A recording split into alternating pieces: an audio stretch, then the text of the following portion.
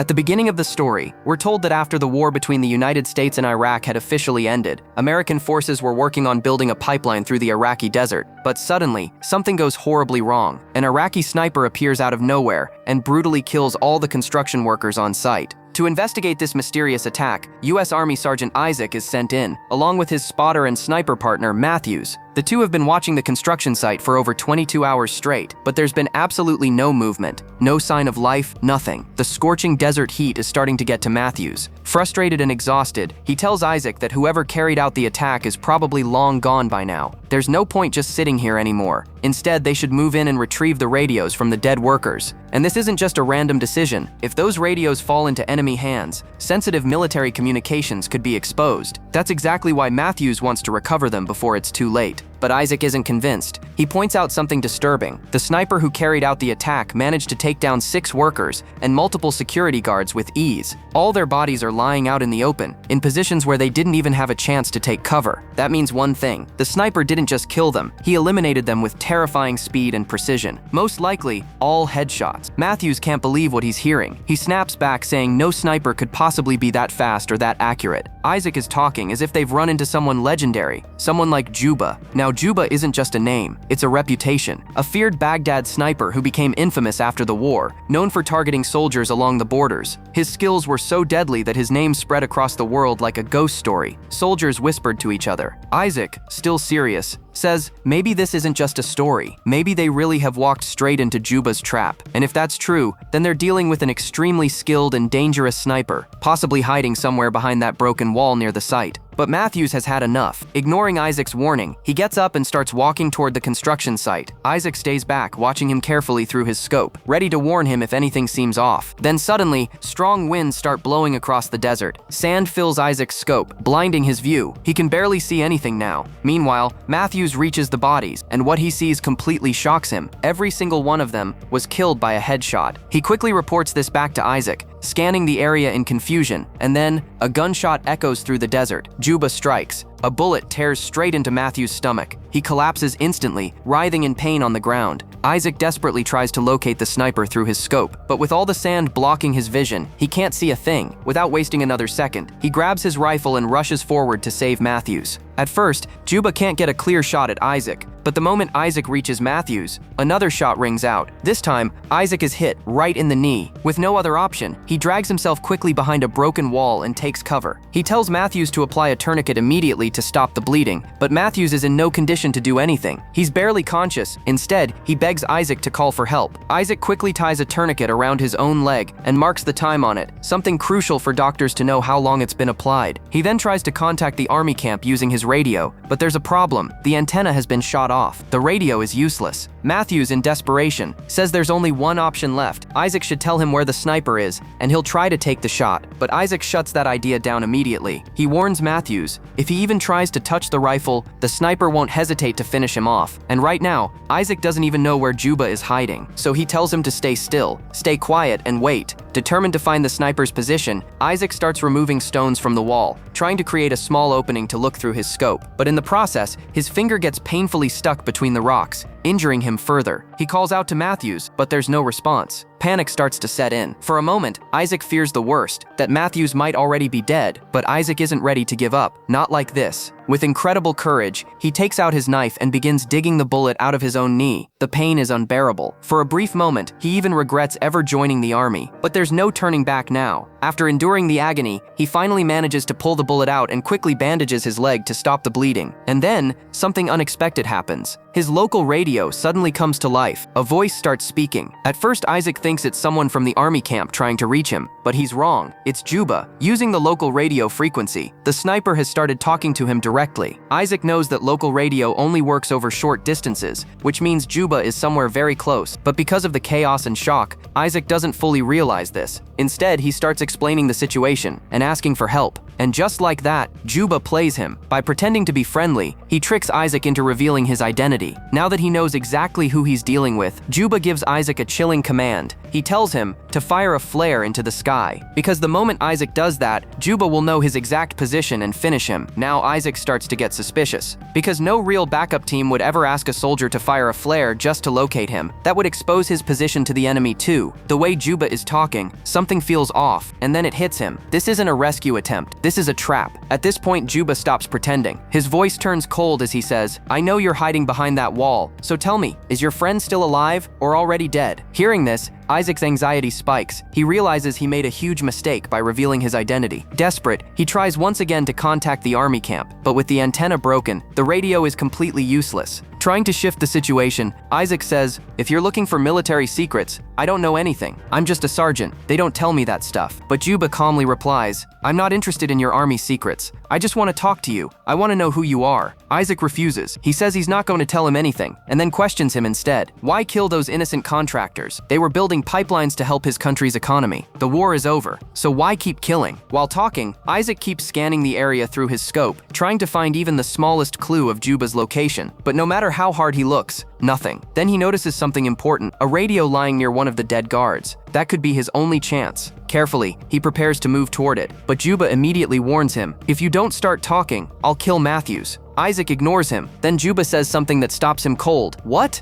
Are you going to let Matthews die, just like you let Dean die?" Isaac freezes. Dean was his former partner, and right now, Isaac is carrying Dean's scope with him. But how does Juba know that? That thought alone sends a chill down his spine. At the same time, Isaac is getting extremely thirsty, and then he realizes something even worse. Juba had already shot his water bottle earlier, draining every last drop. Now he's stuck, injured, trapped, and slowly dying of thirst. Juba continues, almost mocking him. "I know you're thirsty. I destroyed your water. You don't have many options left, so just talk to me. Maybe I'll let you live." Isaac fires back, refusing to break. "You're not fooling me. You were trying to kill me. You just missed and hit the bottle. That doesn't make you some kind of super sniper." But Juba responds calmly, and this time, his words hit harder than any bullet. "But I did hit your radio antenna, your water bottle, and your knee. And I also know something else. The nerve in your knee is damaged. Even if you bandage it, you won't be able to walk. And if you don't get help soon, you'll bleed out before nightfall." Hearing this, Isaac's fear grows even stronger, because everything Juba is saying is true. His breathing gets heavier as he scans the area with his gun, trying to spot even the slightest movement. Then Juba says something unexpected. "It's funny, isn't it? The same wall your army was trying to destroy is now the only thing keeping you alive." He continues, "You don't even know, but that wall you're hiding behind used to be part of a school. Your army destroyed it." Isaac doesn't respond. Instead, he lifts his scope again, searching desperately. For a moment, he thinks Juba might be hiding somewhere in a pile of debris, but with sand still clouding his vision, he can't see clearly. Then Isaac says, almost realizing the truth, "At first I thought you were just another sniper, but you're Juba, the one they call the ghost sniper." Juba replies instantly, "I'm not a ghost sniper. I'm an Iraqi citizen. A while ago you called me a terrorist, but from where I stand, you're the terrorist." Then he asks the question Isaac has no answer to. "The war is over, so why are you still here?" Isaac stays silent. Instead, he tries something risky. He places his helmet on top of his rifle and slowly lifts it above the wall, hoping that when Juba shoots at it, the flash from his rifle will reveal his position. But Juba doesn't fall for it. Instead, he laughs, mocking him. Just then, the wind suddenly picks up again. Strong gusts of sand start sweeping across the desert, reducing visibility even further. Seeing this as his only chance, Isaac takes the risk. Limping through the sand, he makes his way toward the dead guard's body. When he gets there, he notices something shocking. The guard had also been shot in the knee, just like him. At that moment, Isaac fully realizes Juba isn't just dangerous, he's terrifyingly precise. Grabbing the guard's radio and bag, Isaac quickly starts moving back toward the wall. Juba fires at him, but because of the heavy sandstorm and strong winds, his vision is slightly off, and for the first time, Juba misses. Isaac finally makes it back behind the wall, and as he opens the guard's bag, he finds water and some snacks inside. Without wasting a second, he drinks the water and eats whatever he can. Right now, survival is all that matters. He quickly grabs the guard's radio and tries to contact the army camp, but once again, nothing. Juba had already destroyed the antenna on this radio too, and before Isaac can even react, more shots ring out. Juba fires again, and this time, parts of the wall start collapsing. The impact is so strong that Isaac's scope lens shatters completely. Now he's blind. No scope, no communication, no backup, and then something unexpected happens. Matthews regains consciousness. Barely able to move, he picks up a piece of broken glass and starts reflecting sunlight toward Isaac. trying to signal that he's still alive. The moment Isaac realizes Matthews survived, he lights up with relief. Immediately, he turns off his local radio and shouts, "That bastard Juba is hiding in the trash pile. I can't give you an exact location because my scope is broken, but he's roughly 1,500 meters out. Stay low. If he spots you, you're dead." Matthews doesn't respond with words. Instead, he slowly, painfully starts crawling toward his rifle. To make sure Juba doesn't notice this movement, Isaac tries to distract him. He asks, almost casually, "I don't get it. How is your English so good? For a moment, you almost had me fooled." Juba replies calmly, "I used to be a school teacher in Baghdad. I studied English. But your army bombed my school, destroyed everything. I had no choice, so I became a sniper." Isaac doesn't buy it. He says Juba is just making excuses, trying to justify killing Americans. And then he adds something important. He hasn't reported back to his captain in a long time. Sooner or later, they'll come looking for them. Meanwhile, Matthews finally reaches his rifle. Slowly, carefully, he tries to grab it, but Juba has already seen him. Juba speaks again, his tone sharp and confident. "Did you really think I'd fall for your distraction? I can see Matthews. Just say the word, and I'll put a bullet in his head right now. Anything to keep him alive." Then, trying to stall for time, Isaac continues talking. He says, "You asked me about that scope earlier, right? I keep it because it reminds me of Dean, how he died. After that, I couldn't bring myself to pick up a rifle again. I don't want someone else to die because of me." But Juba doesn't respond, and in that moment, Matthews finally gets hold of his rifle. Seeing this, Isaac takes a risk. To distract Juba, he starts firing random shots into the air, hoping it will give Matthews enough time to locate him. Matthews, with no clear target, starts firing blindly toward the trash pile, shot after shot, but none of them hit Juba. Then comes the worst moment.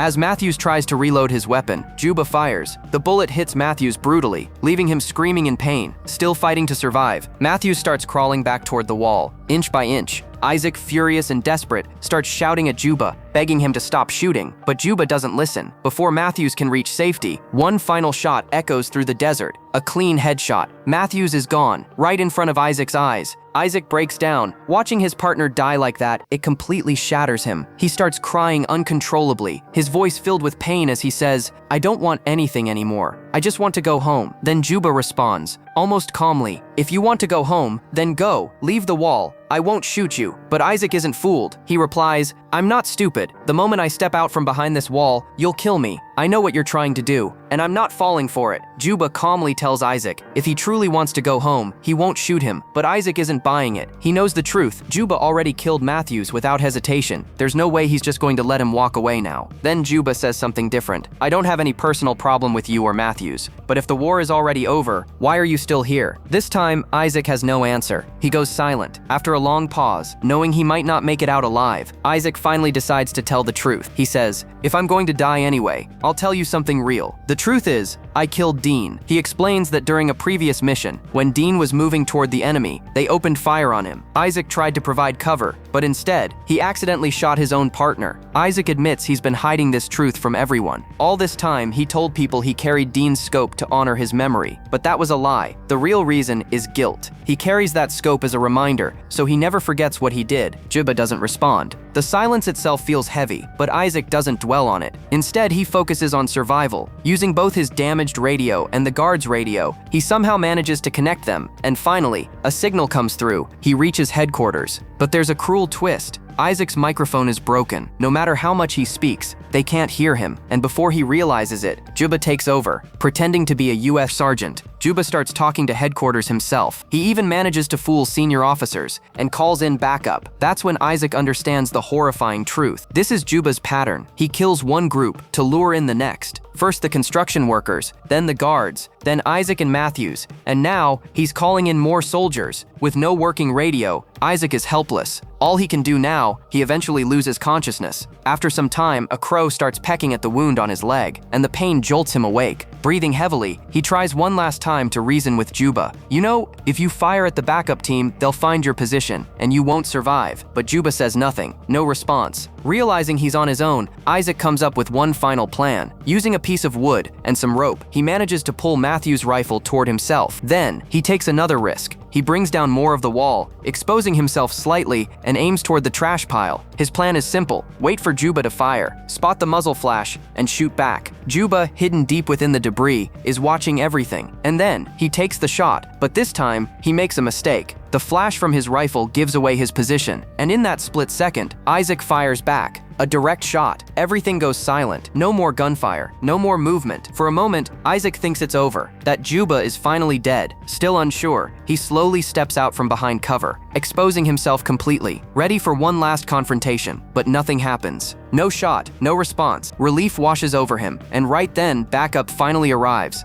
A helicopter lands nearby. Isaac tells the soldiers that Juba is hiding in the trash pile. He's struggling to breathe, so they put an oxygen mask over his face. For the first time, it feels like he might actually survive. But then, a single gunshot shatters that hope. Juba is still alive. From his hidden position, he fires at the moving helicopter and lands a perfect headshot on one of the soldiers. Isaac is horrified. He can't believe what he just saw. A sniper hitting a moving target inside a helicopter. He tries to warn the others, tries to tell them where Juba is, but no one can understand him through the mask. And before they can react, another shot. This time, the pilot is hit. The helicopter spirals out of control and crashes to the ground, killing Isaac and everyone on board. Even the second helicopter isn't spared. Juba takes it down as well, and just like that, everything ends. A mission that started with silence ends in complete devastation.